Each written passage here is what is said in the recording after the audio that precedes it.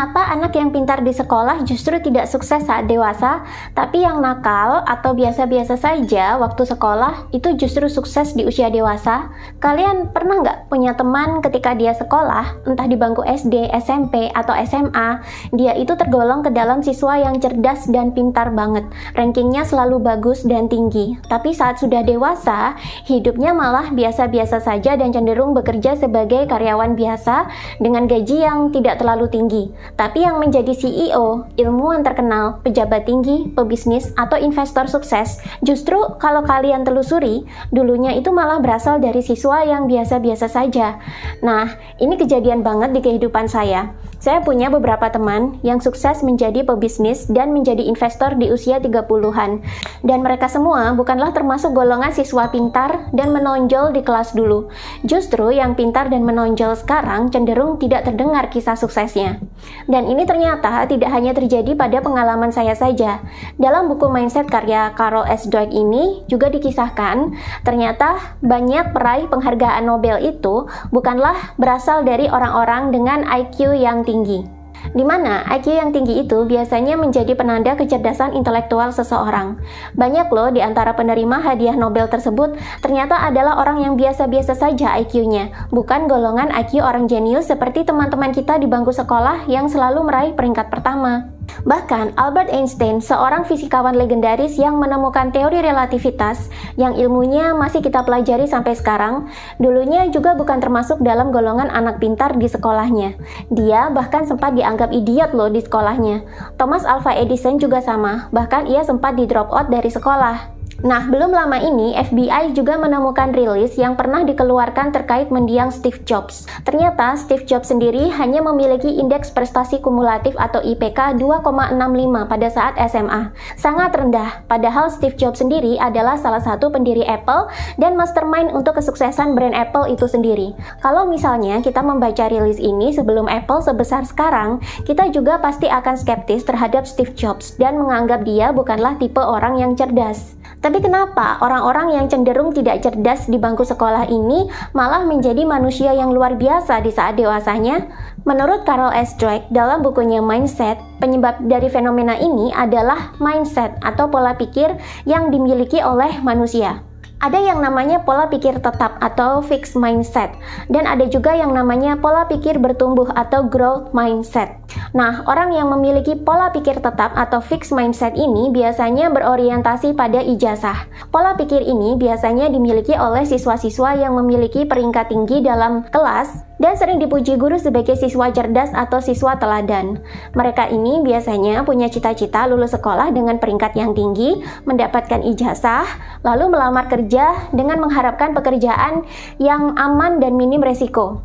Orang seperti ini biasanya juga suka mendaftar sekolah yang tinggi, bahkan sampai S3 sekalipun, dengan harapan ijazah yang mereka peroleh itu bisa membantu mereka mendapatkan pekerjaan dengan gaji dan jabatan yang lebih baik. Mereka cenderung bermain aman dengan mengandalkan jenjang pendidikan, peringkat, dan ijazah. Padahal dalam praktek di lapangan, kini banyak perusahaan yang tidak begitu memperhatikan ijazah lagi. Banyak juga kok kasus lulusan S2 atau S3 yang ternyata mendapatkan gaji dan jabatan yang setara dengan lulusan S1 ketika mendapatkan pekerjaan. Yang alumni S1 pun tak jarang kini harus berkompetisi di gaji dan jabatan yang sama dengan alumni SMA atau SMK. Dalam artian ijazah, IPK, dan ranking yang kita peroleh dalam sekolah sudah bukan lagi menjadi jaminan kita akan mendapatkan pekerjaan yang lebih mapan dan sukses. Nah, sedangkan orang-orang dengan pola pikir bertumbuh atau growth mindset, mereka memiliki cara pandang dan aksi yang berbeda. Alih-alih menghabiskan waktu dan tenaga untuk sekolah yang belum tentu sesuai dengan bakat, interest, dan passion mereka, orang-orang dengan growth mindset ini cenderung langsung terjun ke lapangan untuk praktek sekaligus belajar. Mereka ini adalah tipe-tipe orang yang menjadi semakin cerdas dari hari ke hari dan terus berkembang karena terbiasa melalui segala rintangan dan hambatan. Itulah kenapa mereka akhirnya bisa menjadi seorang CEO yang sukses, investor yang sukses, mendapatkan jabatan tinggi di perusahaan, menjadi pebisnis yang sukses, menjadi ilmuwan yang terkenal, atau meraih hadiah Nobel. Pekerjaan-pekerjaan seperti CEO, pebisnis, investor, bahkan penemu atau inventor tidak akan bisa dicapai jika manusia memiliki fixed mindset mindset, karena jenis-jenis pekerjaan ini adalah pekerjaan yang penuh dengan tantangan dan rintangan dan membutuhkan manusia yang terus bertumbuh kecerdasannya. Bahkan, semakin tinggi pencapaian yang diraih, semakin besar juga tantangan serta rintangan yang harus dilalui. Karena terbiasa melalui rintangan dan tantangan yang semakin berat dari hari ke hari inilah, maka orang-orang dengan growth mindset ini kecerdasannya juga semakin berkembang dari hari ke hari. Tidak hanya kecerdasan di bidang intelijensia atau IQ saja, tapi mereka juga biasanya memiliki perkembangan kecerdasan yang baik dari segi emosional atau EQ dan spiritual atau SQ. Sedangkan orang-orang dengan fixed mindset biasanya hanya cerdas secara intelijensia atau IQ saja. Sedangkan kalau kita menilik profil orang-orang sukses di dunia ini, mau di Indonesia ataupun di luar negeri, mulai dari 9 naga sampai konglomerat anggota Illuminati sekalipun, mereka semua memiliki kombinasi 3 kecerdasan yang baik dan terus berkembang, yakni kecerdasan intelijensia atau IQ, kecerdasan emosional atau EQ, dan kecerdasan spiritual atau SQ. Tanpa kombinasi 3 jenis kecerdasan ini, manusia hanya cenderung menjadi orang yang biasa-biasa saja. Lalu bagaimana agar manusia bisa memiliki growth mindset atau pola pikir bertumbuh sehingga 3 kecerdasan tadi juga ikut berkembang? Menurut Carol S. Dweck, ternyata pola asuh orang tua sejak kecil dan sistem pendidikan di sekolah sangat berperan penting dalam membentuk mindset manusia sejak kecil. Karena otak anak-anak itu lebih cepat belajar dibandingkan dengan otak orang dewasa. Bagaimana pola asuh yang tepat bagi orang tua terhadap anak? Di sini, orang tua harus mampu mengkombinasikan antara hadiah dan tantangan.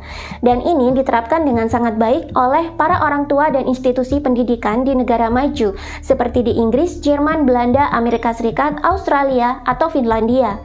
Karena itulah negara-negara ini kian maju dan kaya. Pernah nggak kalian melihat bagaimana bule mendidik anak-anaknya dibandingkan dengan orang tua Indonesia mendidik anak-anaknya? Ternyata pendidikan orang tua Indonesia itu justru berpotensi menjebak anak terperangkap dalam fixed mindset atau pola pikir tetap. Bule mendidik anak agar terbiasa mandiri sejak kecil dan mereka tak segan memberikan reward atau pujian kepada anak yang berhasil mandiri. Sejak kecil, anak-anak bule sudah dibiasakan agar bisa makan sendiri, mengambil barang sendiri, dan mengambil keputusan sendiri. Sedangkan orang tua Indonesia cenderung membatasi gerak anak dan lebih dominan dalam menentukan keputusan bagi anak dengan alasan perlindungan dan kasih sayang.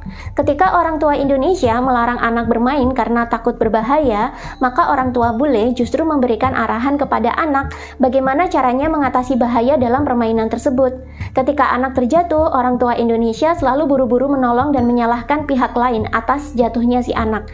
Sedangkan bule malah menyemangati anak agar bisa bangkit dari jatuhnya dan memberikan dia pujian saat berhasil bangun sendiri. Di sini terlihat jelas perbedaannya di mana anak dibiasakan untuk bisa melewati dan mengatasi rintangan sejak kecil dan selalu memberikan reward atau hadiah atau pujian ketika si anak berhasil melewatinya. Sedangkan pola asuh orang tua Indonesia justru membatasi gerak anak, mengekang dan menghindarkan anak dari rintangan dengan alasan berbahaya. Inilah yang membuat anak justru terjebak dalam fixed mindset di saat mereka dewasa. Sedangkan anak-anak bule justru memiliki growth mindset yang bagus, sehingga mereka di saat dewasa terbiasa mandiri dan melewati tantangan, dan mereka menjadi pribadi yang disiplin dan sukses. Apakah ada trik lain agar pola pikir bertumbuh atau growth mindset kita itu meningkat? Tentu saja ada. Selengkapnya bisa kalian baca sendiri di buku Mindset karya Carol S. Dweck berikut ini. Check out bukunya di keranjang kuning di TikTok aku sekarang, dan jangan lupa tonton live-nya setiap jam 9 malam kalau tidak ada halangan.